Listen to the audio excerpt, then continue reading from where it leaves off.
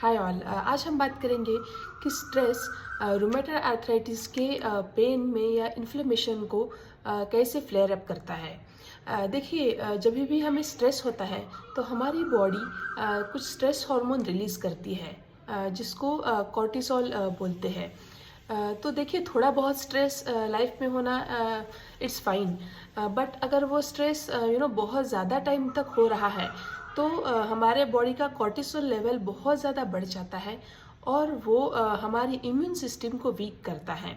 आपने देखा होगा कि अगर आपका 3-4 दिन हेक्टिक शेड्यूल है, बहुत ज़्यादा फिजिकल या इमोशनल उसमें आपका एक्टिविटी लग रहा है, तो आपको कोल्ड हो जाता है या फीवर आ जाता है या बॉडी पेन हो जाता है। तो इस वजह से बॉडी रिस्पॉन्ड करती है स्ट्रेस को।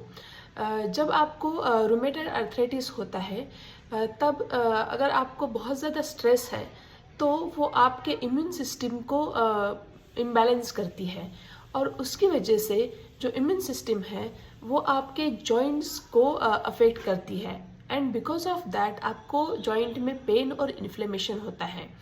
अगर मैं मेरी बात करूँ तो मैं आपको 2 एग्जांपल देती हूँ कि कैसे stress hampered my RA inflammation. तो देखिए, जब हमारी शादी हुई थी तो हमारी जॉइंट फैमिली थी शादी के बाद, और हमारी शादी लव मैरिज थी।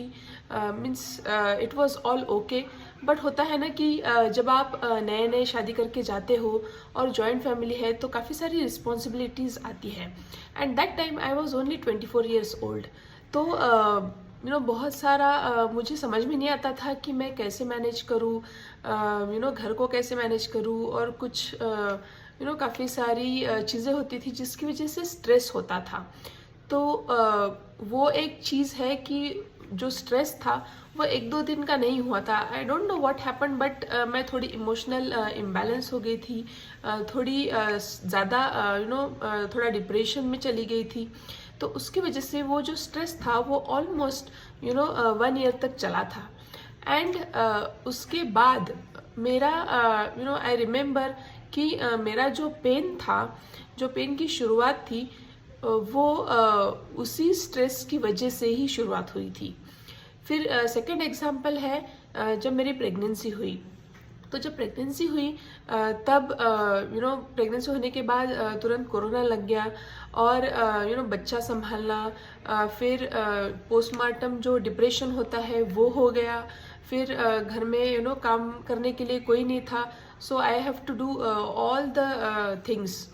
तो उसकी वजह से भी वो 5-6 मंथ्स मुझे इतना ज़्यादा हो गया कि मेरा जो आरए फ्लेयर अप था, तो रूमेटॉइड आर्थराइटिस का पेन मुझे फिर से शुरू हो गया। सो ये 2 एग्जांपल मेरे लाइफ में है जिसकी वजह से मुझे बहुत ज़्यादा पेन हुआ।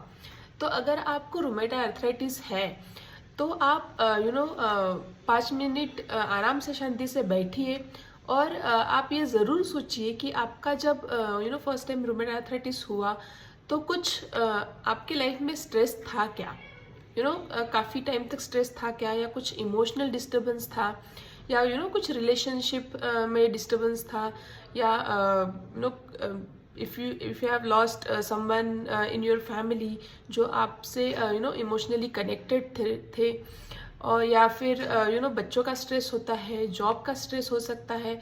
तो आप ढूंढिए कि आपके लाइफ में कौन सा ऐसा स्ट्रेस था जिसकी वजह से भी आपको रूमेटॉइड आर्थराइटिस हो सकता है। तो देखिए, अगर रूमेटॉइड आर्थराइटिस है और अगर आपको स्ट्रेस भी है तो मैं क्या करती हूँ आजकल, अगर मुझे कुछ स्ट्रेस होता है, एवरीडे लाइफ में होता है कि हस्बैंड वाइफ में कुछ हो जाती है, बातचीत हो जाती है या नोक-झोंक हो जाती है, या बच्चों में कुछ बच्चों के साथ कुछ हो जाता है तो आपका स्ट्रेस लेवल बढ़ जाता है। तो पहले क्या होता था कि मैं सेम चीज़ को 4 से 5 दिन लेके बैठ जाती थी और दिमाग में ही मैं सोचते रहती थी कि ये हुआ वो हुआ वो हुआ, और राई का पहाड़ बन जाता था मेरे दिमाग में ही। यानी बात तो छोटी सी होती थी पर हम इमोशनली इतने सोचने लग जाते हैं कि छोटी सी छोटी बात को भी हम बड़ा बना देते हैं। तो अगर आजकल हमारे घर में कोई भी सिचुएशन हो जाती है तो तो मैं खुद को पहले रिमाइंड करती हूँ कि Rituja, stress is not good for you, so I say all is well, all is well, all is well. और उसके बाद मैं खुद को संभालती हूँ और खुद को समझाती हूँ कि जो भी चीज़ हुई है, तो मैं पहले इतना सोचती नहीं थी, पर अभी थोड़ा सा सोचती हूँ कि मेरे वजह से हुआ या किसकी वजह से हुआ, और मैं उसको देखती हूँ कि मैं उस चीज़ को कैसे सॉल्व कर पाऊँ विद इन 1 डे और 2 डे। यानी मैं आजकल ज़्यादा टाइम लेती ही नहीं हूँ, और जो भी स्ट्रेस है उसको मैं कैरी फॉरवर्ड नहीं होने देती हूँ। और काफ़ी सारे ये होते हैं मीडियम कि आप अपना स्ट्रेस कम कर सको। तो जैसे अगर मुझे कोई स्ट्रेस होता है तो मैं क्या करती हूँ कि थोड़ा मेडिटेशन करती हूँ, या कुछ बुक्स रीडिंग करती हूँ, या म्यूज़िक सुनती हूँ, या फिर बहुत दिन से अगर हम किसी फ्रेंड से बात नहीं किए हैं, या आपके कोई कज़िन हो या मम्मी हो, तो मैं उनके साथ थोड़ी बातचीत करती हूँ।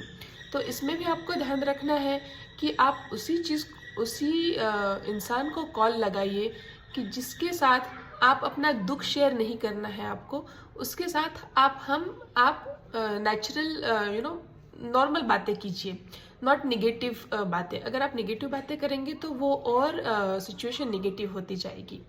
तो ये सारी चीज़ें मैं करती हूँ, और मैं ध्यान रखती हूँ कि मेरा स्ट्रेस लेवल नहीं बढ़े। तो जो भी मुझे स्ट्रेस लेवल होता है, तो उसके ऊपर मैं 2 मिनट सोचती हूँ और उसे जल्दी से जल्दी सॉल्व करने की कोशिश करती हूँ। आई नो कि कुछ सिचुएशंस होती है जहाँ पे हमारा कुछ कंट्रोल नहीं हो पाता है, तो उस टाइम पे आप आपके फ्रेंड के साथ या किसी काउंसलर के साथ आप काउंसलिंग कर सकते हो, और आपके लाइफ का स्ट्रेस कम कर सकते हो। So I hope this information helps. और आप अगर आपको रूमेटॉइड आर्थराइटिस है, तो आप स्ट्रेस लेवल कम करने की कोशिश करेंगे। Thank you.